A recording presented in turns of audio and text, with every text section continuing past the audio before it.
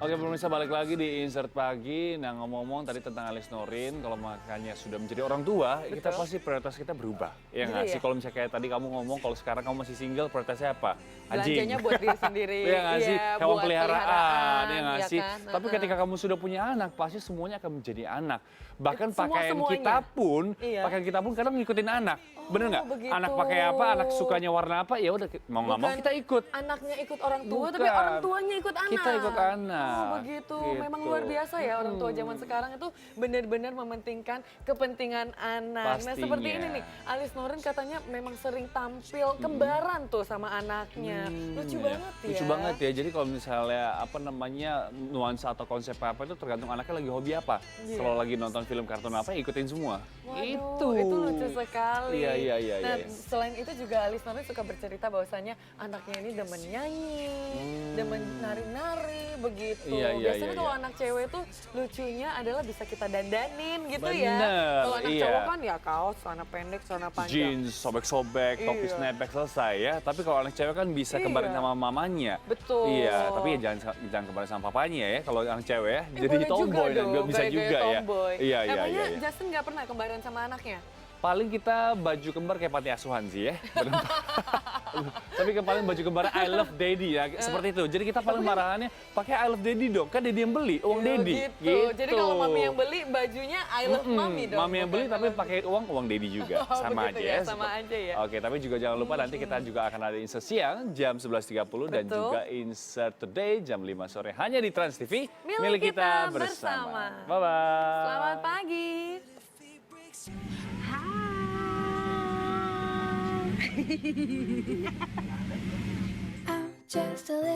Menginjak usia 2 tahun, anak perempuan Alice Norin, Alita Nauralawi, kini mulai menunjukkan kepintarannya.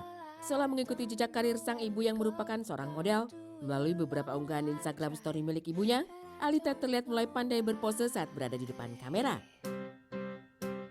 Bukan hanya itu, Alice yang senang memamerkan potret sang buah hati di sosial media miliknya, juga terlihat memiliki beberapa pakaian yang dikenakan oleh sang putri tercinta.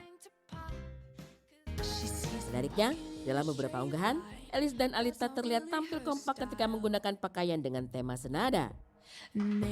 Kecantikan Alice serta keimutan Alita seolah menjadi daya tarik tersendiri bagi siapa saja yang melihatnya. Iya bener, kembaran. Ya kita terkenal dengan selalu kembaran. Nggak selalu kembaran juga sih. Cuman kayak karena kebetulan aku bikin usahanya juga kan bikin baju anak juga gitu kan. Jadi kayaknya lucu, aku ngerasain kayak banyak emak-emak tuh, apalagi Indonesian moms tuh suka banget kayak harus kembaran, harus persis sama gitu. Jadi kayak inspirasi aja gitu.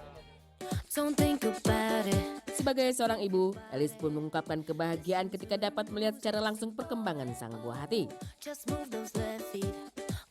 Wanita berusia 31 tahun itu mengaku jika kini Alita sudah semakin bawel. Untuk urusan pendidikan, Alice menjelaskan jika kini sang putri mulai diajarkan untuk bersosialisasi melalui pendidikan anak usia dini. Meski begitu, pendidikan yang diberikan hanya sekedar untuk melatih kepekaan sosial sang anak dan bukan pendidikan yang serius. Semakin gemas, semakin bawel, udah bisa bilang enggak, iya, udah bisa nyuruh-nyuruh, udah heboh deh pokoknya, semakin seru. Dia tuh sekolahnya tuh yang seminggu sekali gitu sih, belum yang serius ya, aku emang benar-benar percaya bahwa kayak di bawah 5 tahun jangan yang serius-serius. Jadi kalaupun ikut tuh lebih buat kayak ya buat tambahan inilah, buat bagus buat memorinya dia, terus bersosialisasi. Karena biasanya nanti pas dilepas pas TK takutnya katanya suka takut kalau dia nggak dibiasakan dari sejak dini kan. Jadi banyaknya sebenarnya tuh sekolah lebih buat itu sih kayak socializing gitu.